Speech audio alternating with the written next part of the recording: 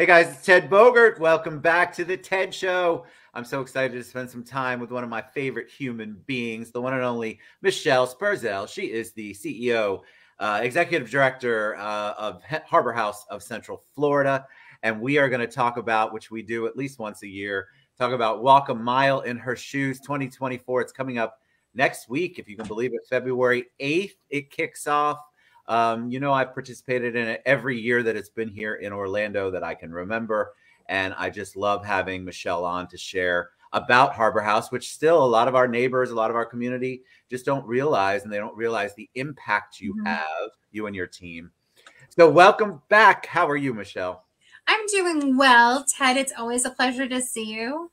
Always. Sad that I'm not like right next to you rubbing I elbows. know, that's always fun. We've done red carpets before.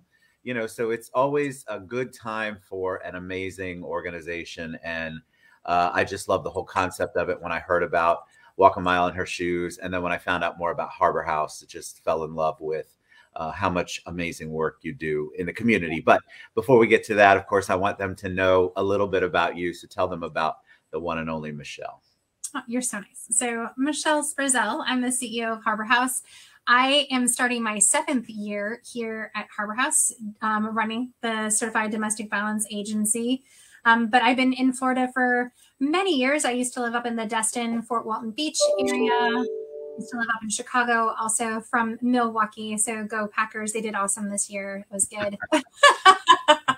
Go Packers. Football is so big up. Well, it's big everywhere. Yes. So tell me. Go ahead. I'm sorry. Oh, no, you go.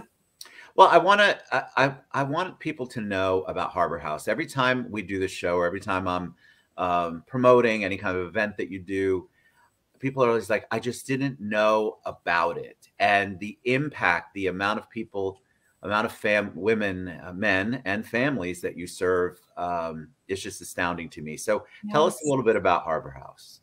So Harbor House, we're the Certified Domestic Violence Center that's here in Central Florida. Specifically, we're here in Orange County, and we have an emergency shelter. So someone who is fleeing or needs to flee or is looking for a safe place because of domestic violence, we have our shelter. It's a 136-bed shelter. It's actually one of the largest here in the state of Florida.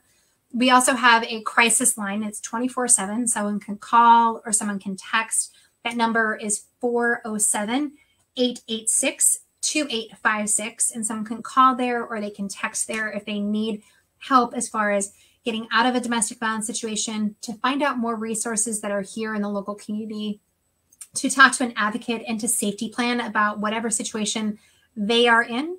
And then also on our emergency campus, and we definitely have a campus, it is that we have the emergency shelter. Our crisis line is right here. We have an on-site kennel. So if someone's fleeing with their entire family, including their pets, they have a place that they can take their pet. When the pet comes on campus, we have the availability to get them veterinarian services in addition to other basic needs. And we also have an on-site childcare program for someone who's coming in as well, so that they can keep their job. They would be able to take the child into our DCF certified childcare program. We also have prevention programming on site for the youth that are staying in our emergency shelter, so that, they are learning more about domestic violence. They're learning about healthy relationships and also boundaries. And that's just here on our emergency campus. Out in our community, we have injunction for protection attorneys that can help someone with legal advice when it comes to filing an injunction, can represent them when it comes to filing an injunction. That's at the courthouse at the 5th floor. And we work a lot with our community partners, the clerk of courts. And then we also have advocates that are co-located at other law enforcement. So if law enforcement is responding to a domestic violence call and that person says that they want help, they can be connected with an advocate. We also have an entire prevention program where we have our advocates that are going out into the schools and they're talking to kids about dating violence, and they're also talking to them about healthy relationships. And with us being in February is Teen Dating Violence Awareness Month. It's really important that kids know that there is help.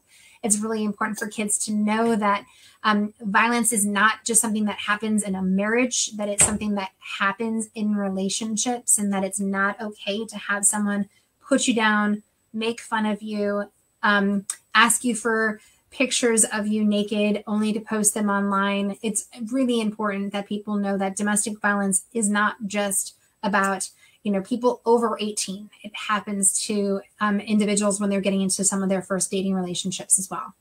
It's amazing. Every facet of life in our community, Harbor House touches what you touch. It's interesting. Every time we do the show, people will reach out and go, basically, I think they have, oh my God, I can't believe this is happening in the mouse's backyard. I think people have an interesting perception that it's really only on TV, or that the numbers must be super low because we don't hear about it as much. But give them some stats, because I know 2020 was a challenge. How has it been moving forward? What was 2023 like? Yeah, I mean, as far as the number of people that we help here specifically, and you have to think about, we are just Orange County, but in our outreach program, we helped over 5,000 individuals that were still possibly living with the abuser, or they were living on their own and they're still looking to need help and seek services. As far as our emergency shelter is concerned, it's been at right around 800 because we were doing a renovation. But now that we're fully open, we know that the number of people that we are going to be able to house is going to be going up. Pre-pandemic, we were at 1,000 individuals every year that lived with us. And I know that that's who's going to be coming back. And, it's a safe place. And that's why we exist. We exist so that if someone needs to leave and come in and find safety and security, really figure out what the next several weeks of their life looks like, and we can help them get to that next step. And that's why we're here. And so, but the national stats are like 1 in 4 women experience domestic violence. And so we know that the stats are really high. And part of it is that some people don't identify that they are a victim of domestic violence. They don't know the signs of it. And so that's where we do a lot of education, especially just calling our hotline and saying, oh, this is great. I don't know if this is what I should be experiencing. My boyfriend did this, my husband did this, or my girlfriend did this, and I don't know if this is normal or not normal. My friends say that it's not. And so, some people don't even know that the relationship that they're in is unhealthy, let alone violent. And that's where education comes into play. And so critical. Interesting, because you said, people learn about Harbor House and they didn't know that we exist. And that's the whole thing, is that abusers thrive in silence. And so a lot of people don't know about Harbor House unless a friend, a family member, a coworker, or an employee comes in experiencing domestic violence, and they need to know more and learn more. And that's when people learn about Harbor House and know that there is help. That's why your outreach is so important, because a lot of people don't know about the resource, or they know somebody who needs it and aren't exactly sure where to go. And one of the ways that you all bring awareness is walk a mile in her shoes. I have done it every year. I am a childhood abuse survivor and DV survivor, obviously, in the household, which you all, if you don't think that's impacting your kids, let me tell you it does. And so I wish that we had had a safe house. I wish that we had it was more acceptable back then. I'm from the Stone Age, and we didn't, it just wasn't talked about like it is now. And it wasn't brought to light, and everybody kind of kept things in the dark. And so I love doing events like this. Somebody asks me every year, why do you walk? I walk for my childhood. I walk for the people I know who have experienced. I walk for the people I know who have passed because they were attacked and brutalized. And so I love doing this event. So talk about the why. What is Walk a Mile in Her Shoes about? Yes. So domestic violence is a gender-based violence when you talk about the percentages, where it is that 90% of the individuals impacted by domestic violence are women. And so it's men perpetrating violence on women. And so there's so many different messages in the Walk a Mile in Her Shoes. The number one is it's really talking to men about what is their role in holding other men accountable when it comes to violence against women. And that's why it's Walk a Mile in Her Shoes, because domestic violence is a journey. People often say, oh, you should just leave. Well, leaving's really hard. And so there's this entire journey that goes along with getting out of a domestic violence situation. And then the last piece is that it's really been about men getting engaged, being seen as allies. And so that's the big ask, is we're asking men to walk a mile in her shoes. And so it's an event where you will see lots of different high influential men who participate in the event that are putting on high heels and walking, or different types of shoes. It's not their normal shoes, and walking a mile to raise awareness for domestic violence, and letting survivors know and letting victims know that there are men who want to hold and will hold other men accountable. So Mayor Demings, Mayor Dyer, Sheriff Mina, Chief Smith, State Attorney Bain, all these different individuals who really believe in the mission of Harbor House and who have over the course of many years participated in the event, and really been there to say, we are a part of the solution within our community, and we want other men to be part of the solution as well. And it starts by having conversations, saying that's not how you treat other people. It's just, every time we do the walk, I'm amazed at the support along the lines. Like, we're walking down Orange Avenue, by the way. They block it off, and so we all walk. Women don't have to. Women who come and participate and be part do not. Usually, you should wear your comfortable shoes. The one time you get to, I feel like. But I think it's so powerful to watch everybody walking, knowing that we're all on the same mission to bring awareness, to also educate women primarily, that there are men that do support the cause and are good and want to hold people accountable. And I think what you said is just so powerful. Sometimes I'll have people afterwards say, I wish I had that like I did. Like, I wish I had that. I wish that I had known about it for my kids. I wasn't in an area that had one, so I'm here to support that. And it's amazing the different stories that you hear from people, and the different insanity that they had to go through, and how it's impacted their lives. It's an impact forever. I mean, this is a product of a lot of counseling right here. So I'm not ashamed to say that. But I think there's a lot of people who don't get the service. And imagine if you can get out prior to it being a lifelong thing that you're having to deal with. So tell them the details about Walk a Mile. So it is on Thursday, February 8th. It's going to be starting down at City Hall. And so we start off there.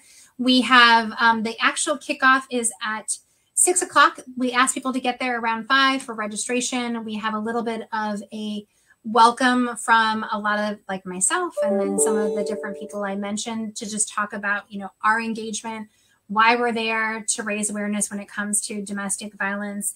And then it's a very short walk. We go from City Hall down to we start at the courthouse and we walk to City Hall. I had it backwards in my head. We start at the courthouse and we walk down to City Hall. It kicks off around 6 o'clock. We walk down Orange Avenue. You'll have people who are waving in support. You'll have people who are honking their horns in support. And really it is about raising awareness about domestic violence, the services that are here. We do have individuals who are walking in honor of, who are walking in memory of. And so people will put that on their back or on their front to say who it is that they're walking for. You'll see a lot of people who say that they're walking for themselves as well, that there is life on the other side of domestic violence. And the registration is $25. It's $35 if you want a t-shirt. And people always ask, like, well, Michelle, if you're raising awareness, why are you charging for it? Is because we're really offsetting the cost of the event in order for us to be able to close the streets and do what we're doing that's downtown. And if we end up being able to raise money for it, it goes directly towards the emergency shelter as well. So, I mean, it's one of those things where it's really all about making sure that people know about Harbor House, making sure people know that there are allies here in the community and that we're all working together so that people know that they do not have to stay in a domestic violence relationship, that there are resources that are available, and how all of us work together, because Harbor House can't do it alone. We, working with law enforcement, working with the state attorney's office, working with the clerk of court, is how we're able to help survivors navigate the journey and get out of the situation that they're in. And if you all go, I tell you that the stories that are shared and the amount of public support from our leaders, plus Nothing like seeing Mayor Demings or Mayor Dyer in some sort of pump, some sort of high heel shoe, or Sheriff Mina. Yes. You know, I love seeing all of that. And it's just, you know, they're public figures, and it's just so wonderful that they give back and they believe in the services that Harbor House offers. It's just, it's a beautiful event, start to finish, and you will leave there with a lot on your mind, and hopefully to continue to support Harbor House. I have a team. You can create a team. You can go to harborhousefl.com, I believe. Correct. Yep. And my team's title queen, and shout out, by the way, I have to Kat Brower and Eileen Winfrey and TJ and all of the team members. But you can create your own team. I encourage you to get out and support. It's a life-changing event. When you go and you walk and you know that you're making a difference, it's just a beautiful thing. And you see survivors around you all over. Mm-hmm. People will come up and share stories. It's a blessing to be able to do, and I'm excited to do it again. And I'm so blessed by you, Michelle, and the other Michelle, and all the great work you and your team do. It's life-changing. I know it is. As a survivor, I'm aware it is. And so thank you for that.